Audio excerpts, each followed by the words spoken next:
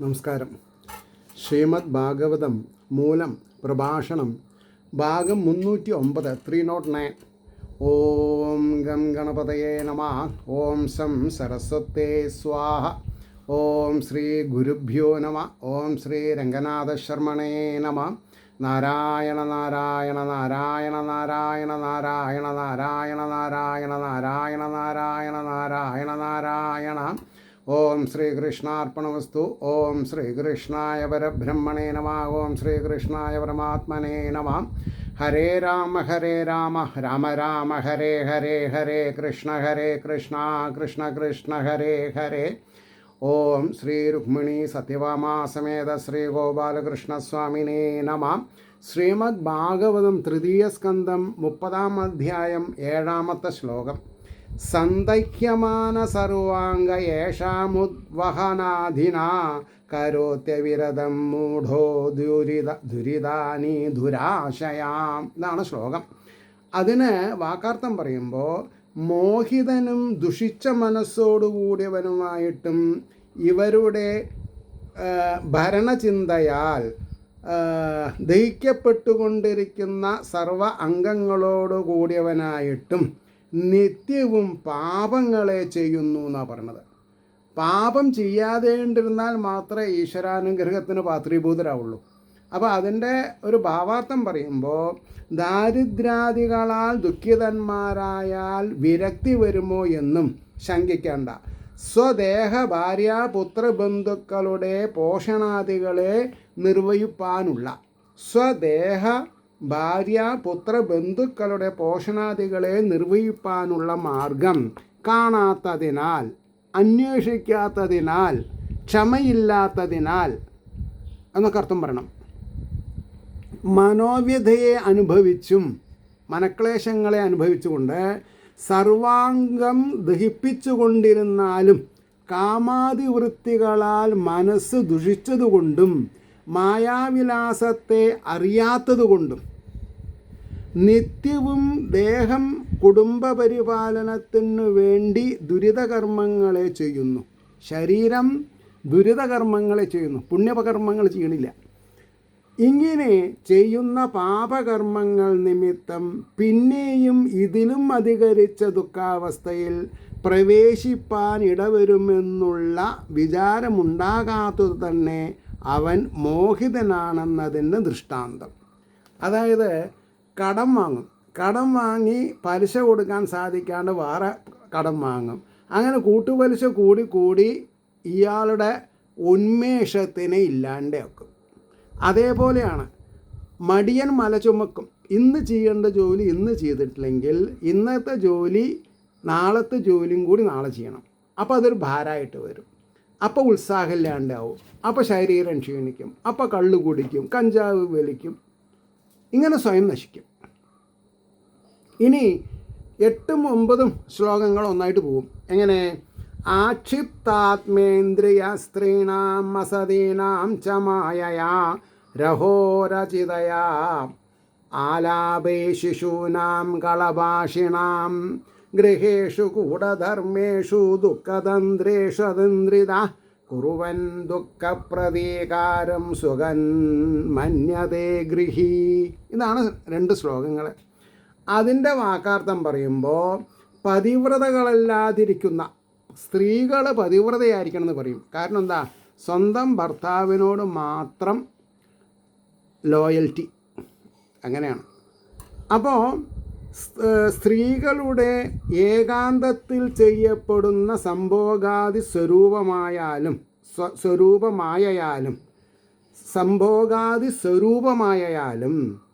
അവ്യക്തമായി സംസാരിക്കുന്ന കളഭാഷിണം എന്ന് പറഞ്ഞാൽ കണ്ണുകൊണ്ടും മൂക്കൊണ്ടും ഗോഷ്ഠി കാണിച്ചിട്ട് ആൾക്കാരെ വലയിലാക്കുന്ന പറഞ്ഞത്.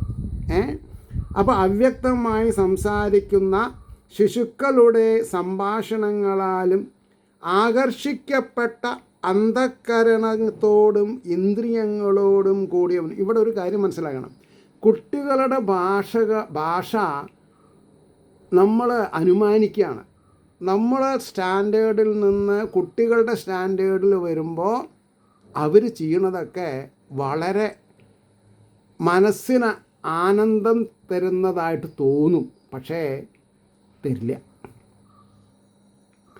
മാറത്ത് ചവിട്ടി കുതിക്കാൻ പഠിപ്പിക്കുന്ന കുട്ടികൾ വലുതായിട്ട് പുറംകാലം കൊണ്ട് അച്ഛനും അമ്മേനെയും ഒന്ന് സേവിച്ചാൽ നമുക്കിഷ്ടപ്പെടുമോ? ഇല്ല.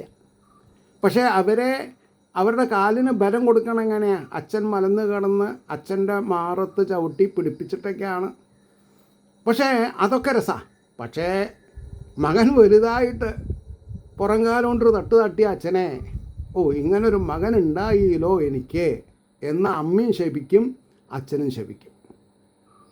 അതുകൊണ്ടാണ് പറഞ്ഞത്, ഇന്ദ്രിയങ്ങളോട് കൂടിയവനും അന്ധകരണത്തോടും ആകർഷിക്കപ്പെട്ട അന്ധകരണത്തോടും ഇന്ദ്രിയങ്ങളോടും കൂടിയവനും കപടവൃത്തികളുള്ളവയും, കപടവൃത്തി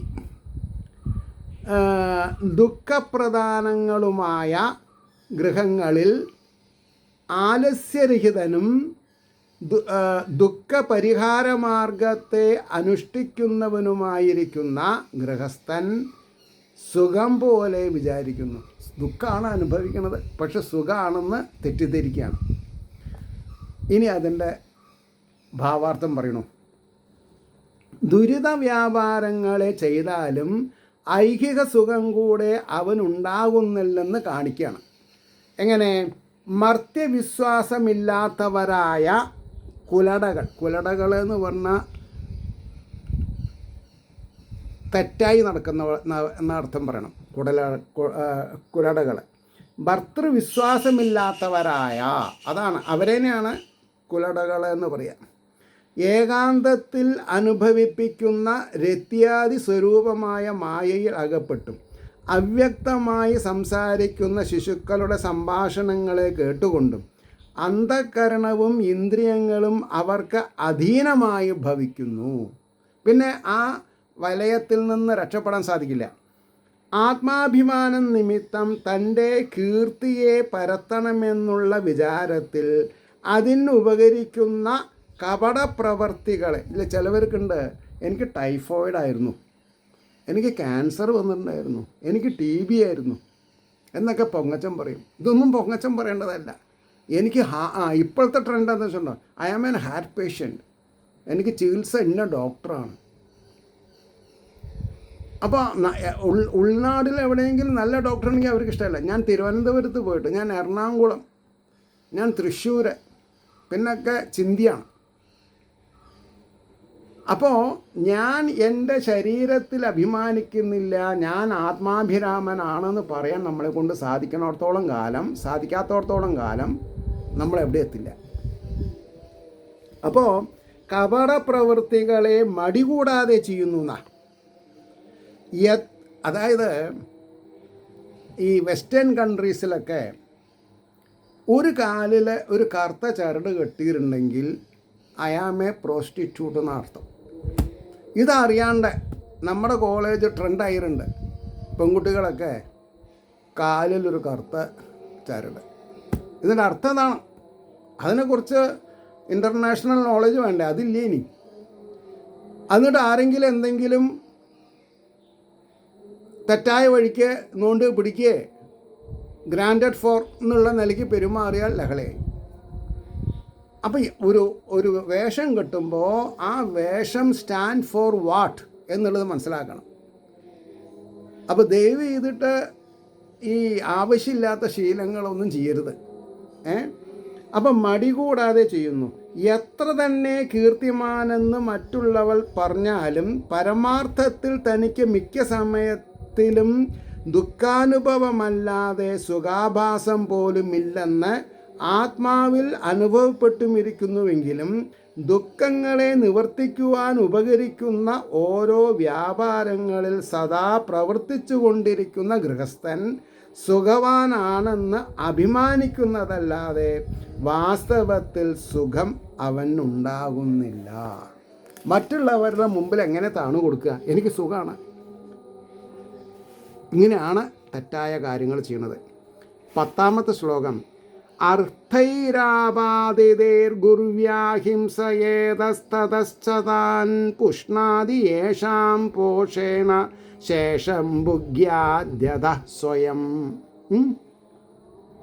അതിൻ്റെ വാക്കാർത്ഥം ഇതിലും അതിലും നാലു ഭാഗത്തും മഹതിയായ പരോപദ്രവ പ്രവൃത്തിയാൽ, ഹിംസ എന്ന് പറഞ്ഞാൽ കൊല്ലുക എന്ന് മാത്രമല്ല അർത്ഥമുള്ളൂ, പരോപദ്രവ പ്രവൃത്തിയാൽ എന്നാണ് ഹിംസ എന്ന് പറഞ്ഞാൽ.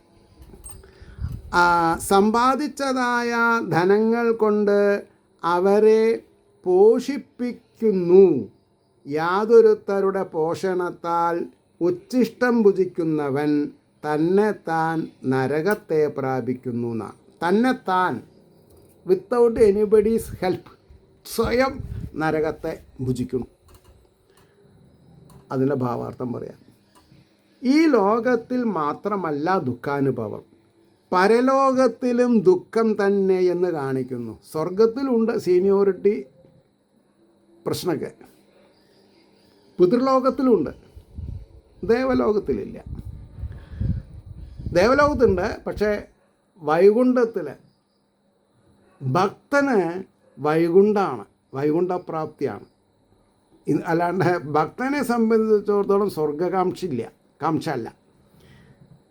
അപ്പോൾ അതിൻ്റെ കൺക്ലൂഡിങ് സെഷൻ, ഏത് പ്രവൃത്തിയിൽ ഏർപ്പെട്ടാലും അതിൽ നിന്നെല്ലാം ധനവും കീർത്തിയും ലഭിക്കണമെന്നുള്ള ആഗ്രഹത്താൽ. ഇപ്പം എന്നോട് ദിവസേന കാണുന്നവർ ചോദിക്കും, യൂട്യൂബ് പേയ്മെൻറ്റ് വല്ലതും കിട്ടിയോ? What the hell, I don't understand. ഞാനത് ആഗ്രഹിച്ചിട്ടില്ല. ആഗ്രഹിച്ചാൽ കിട്ടുമോ? ഇല്ല. ഇത് ഞാൻ ആദ്യം മനസ്സിലാക്കിയിട്ടുണ്ട്. എനിക്ക് എൻ്റെ കടമകളും കടപ്പാടുകളും എനിക്കറിയാവുന്ന വിദ്യ ഞാൻ ചെയ്യണം.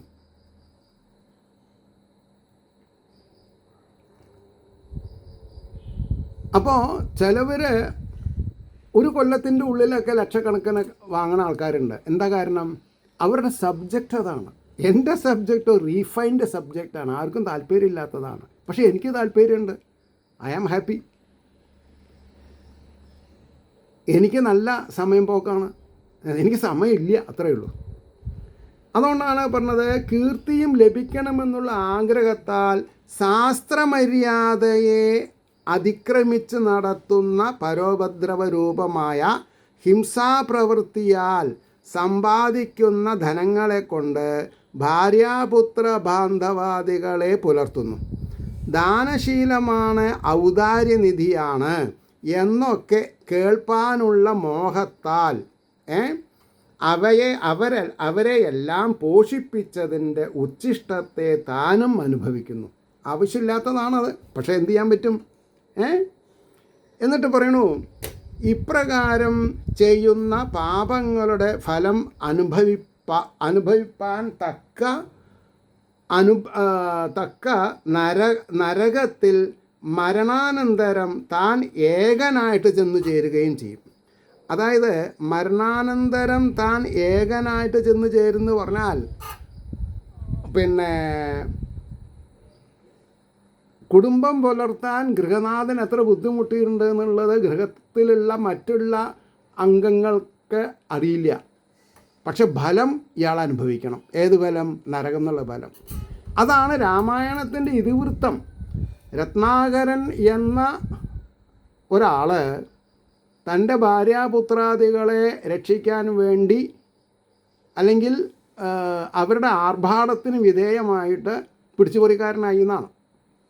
അപ്പോൾ സപ്തർഷികൾ ഇദ്ദേഹത്തിനെ നേരാക്കാൻ വേണ്ടി ഉപദേശം കൊടുക്കുകയാണ്, രാമനാമം ജപിക്കാൻ പറയാണ്. പക്ഷെ അതറിയില്ല ആൾക്ക്. അപ്പോൾ ആ മരം ഈ മരം, ആ മരം ഈ മരം, ആ മരം ആ മരം, അങ്ങനെ ആയി എന്നാണ്. അപ്പോൾ നമ്മുടെ എല്ലാറ്റിനും ഉദാഹരണങ്ങളും ഒക്കെ ഉണ്ട്. പക്ഷെ അതൊന്നും നമുക്ക് പ്രശ്നമല്ല. നല്ലതൊന്നും നമ്മൾ പഠിക്കില്ല. അപ്പോൾ ഏകനായിട്ട് ചെന്നു ചേരുകയും ചെയ്യും. പുത്രഭാര്യാദികളാരും അപ്പോൾ സഹായിപ്പാൻ ഉണ്ടാകയില്ലെന്ന് സാരം. എന്നിട്ടും ആൾക്കാർ പഠിക്കണില്ല, അവിടെയാണ് പ്രശ്നം. എന്നിട്ട് 11ാമത്തെ ശ്ലോകം പറയണു, വാർത്തായാം ലുപ്യമാനായാം ആരബ്ധാനാം പുനഃ പുനഃ, വീണ്ടും വീണ്ടും, ലോഭാഭിഭൂതോ നിസ്സത്വ പരാർത്ഥേ കുരുതേ സ്പൃഹാം. പിന്നെ അവസാനം എന്താവണു? പരന്മാരുടെ മറ്റുള്ളവരുടെ മുതലിൽ കക്കാനും നുണ പറയാനുമായിട്ട് അപഹരിക്കാനായിട്ട് താല്പര്യപ്പെടുന്നു.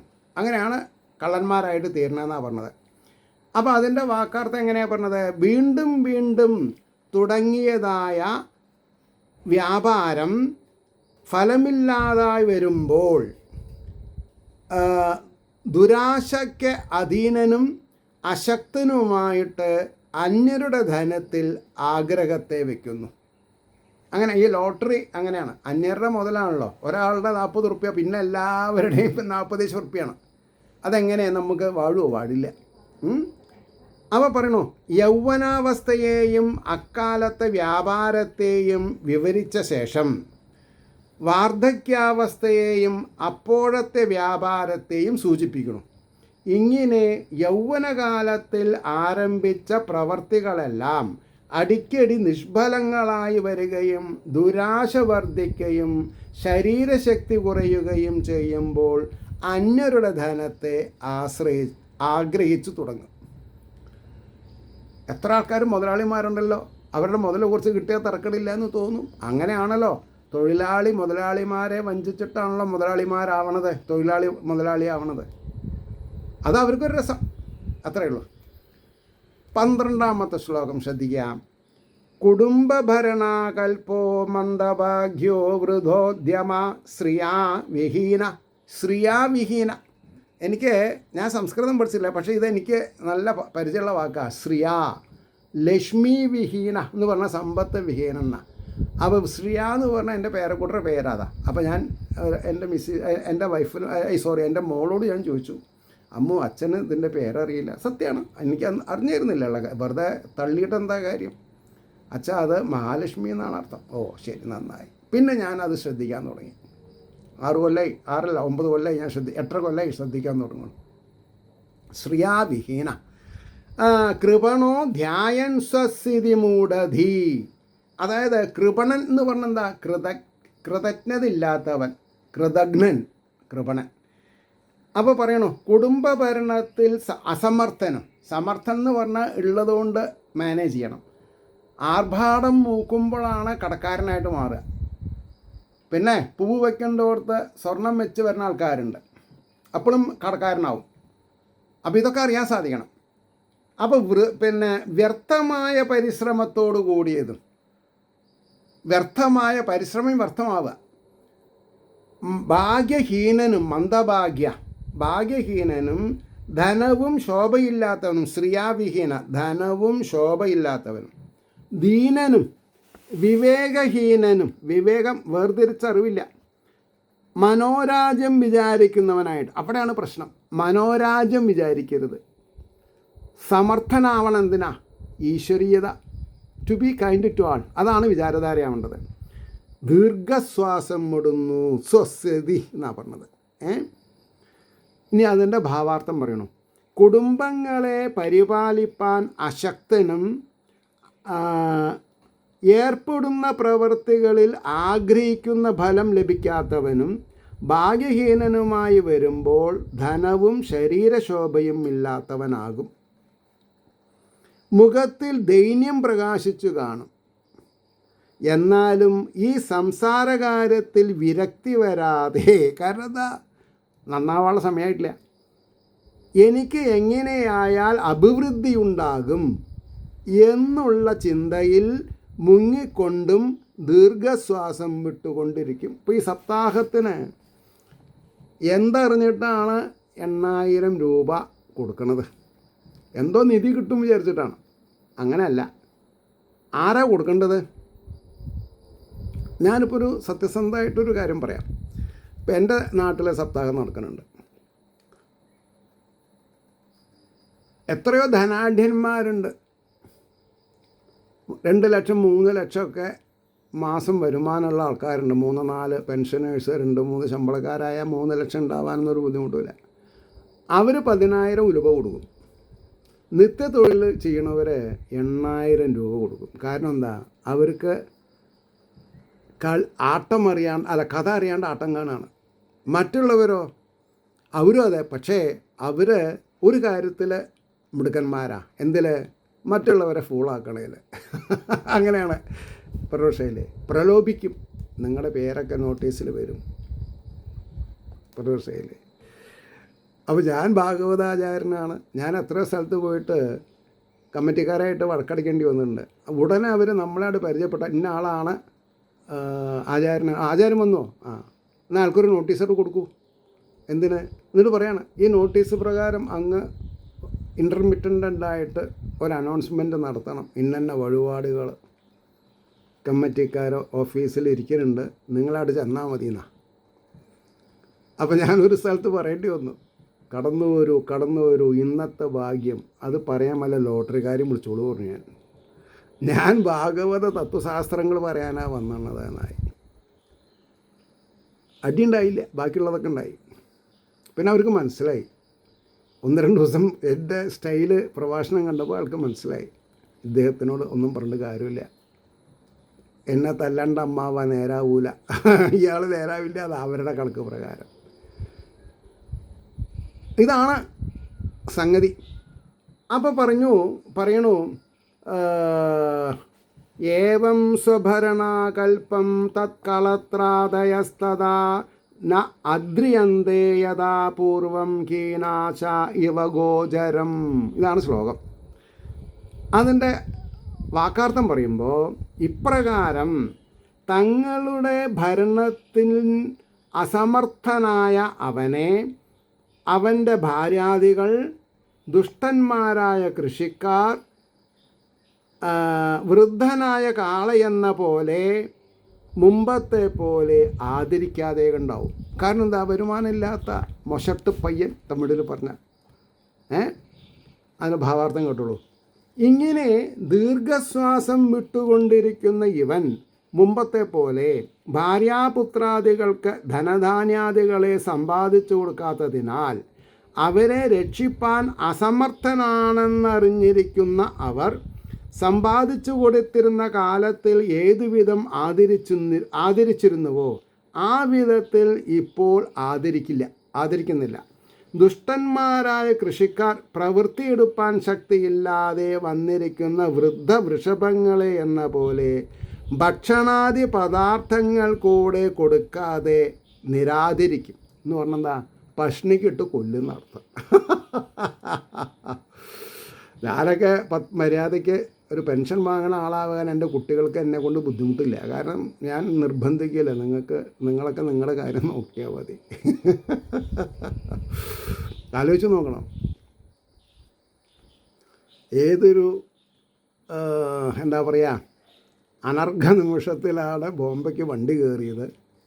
IIT-യിൽ 77 സെപ്റ്റംബർ 13 ചേരുമ്പോൾ 535 രൂപ എൻ്റെ ശമ്പളം. അന്ന് ഞാൻ 200 രൂപ എൻ്റെ അമ്മയ്ക്ക് അയച്ചിരുന്നു. അങ്ങനെ പൂവ് വെക്കേണ്ടടുത്ത് പൊന്ന് വെച്ച് പോന്ന് ഞാൻ രക്ഷപ്പെട്ടു. ഇപ്പോൾ 56 രൂപ ശമ്പളം അല്ല പെൻഷനുണ്ട്. പോരെ, ധാരാളമായി. മഹാവ്യാധികൾ വരാണ്ടിരുന്നാൽ മതി എന്ന് മാത്രമേ പ്രാർത്ഥനയുള്ളൂ. മനസ്സിലായില്ലേ? ഇതൊക്കെയാണ് എനിക്ക് രസം. ഈ ഭാഗവതത്തിൽ ഇത്രയും പോയിൻറ്റ് ബ്ലാങ്കായിട്ടുള്ള കാര്യങ്ങൾ പറഞ്ഞു പിടിപ്പിച്ചിട്ടുണ്ട്. അത് മനസ്സിലാക്കുമ്പോൾ മനസ്സിന് എന്തെന്നില്ലാത്തൊരു സന്തോഷം. ഭഗവാൻ എങ്ങനെയൊക്കെയാണ് തൻ്റെ ഭക്തന്മാരെ കാത്ത് രക്ഷിക്കണത് എന്നുള്ളത് എനിക്ക് എൻ്റെ അനുഭവങ്ങൾ തന്നെ ധാരാളം. ഇനി ഒരു 3 ശ്ലോകം ഒന്നായിട്ട് പോകും. അതെങ്ങനെയാണ്? തത്രാപ്യജാത നിർവേദോ മ്രിയമാണ സ്വയം മൃതൈ ജരയോപാത്തവൈരൂപ്യോ മരണാഭിമുഖോ ഗൃഹേ ആസ്തേ അവമത്യോപന്യസ്തം ഗൃഹപാലയിവാഹരൻ ആമയാവ്യപ്രദീപ്താഗ്നിർ അല്പാഹാരോ അല്പചേഷ്ടിതാം വായുർനോത്ക്രമദോത്താര കഫസമൃദ്ധനാഡിക കാശശ്വാസകൃതായാസ കണ്ഠേ ഗുരുഗുരായതേ.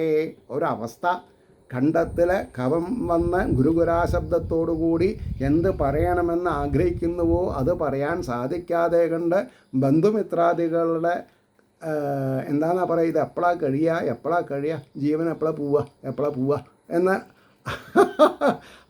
ആശിച്ചും കൊണ്ടിങ്ങനെ നാല് പുറത്തും വാച്ചും നോക്കി ഇയാളുടെ മുഖത്തേക്കും നോക്കി ഇയാൾ പോയിട്ട് വേണം, നിലത്ത് കിടത്തിയിട്ട് വേണം പോവാൻ. പറഞ്ഞ പക്ഷേയില്ലേ, അവിടെയാണ് വ്യത്യാസം. എന്തോ ആവട്ടെ. അപ്പോൾ ഇനി അതിൻ്റെ വാക്കാർത്ഥം പറയാം. ആ അവസ്ഥയിൽ പോലും വിഷയത്തിൽ വിരക്തി വന്നിട്ടില്ലാത്തവനും തന്നാൽ ഭരിക്കപ്പെട്ടവരാൽ സ്വയം താൻ ഭരിക്കപ്പെടുന്നവനും ജരാബാധ നിമിത്തം വിരൂപതയെ പ്രാപിച്ചവനും മരണത്തെ നോക്കിയിരിക്കുന്നവനും ആദരമില്ലാത്ത അവമത്യ, ആ വാക്ക് അവമത്യ എന്നാണ്.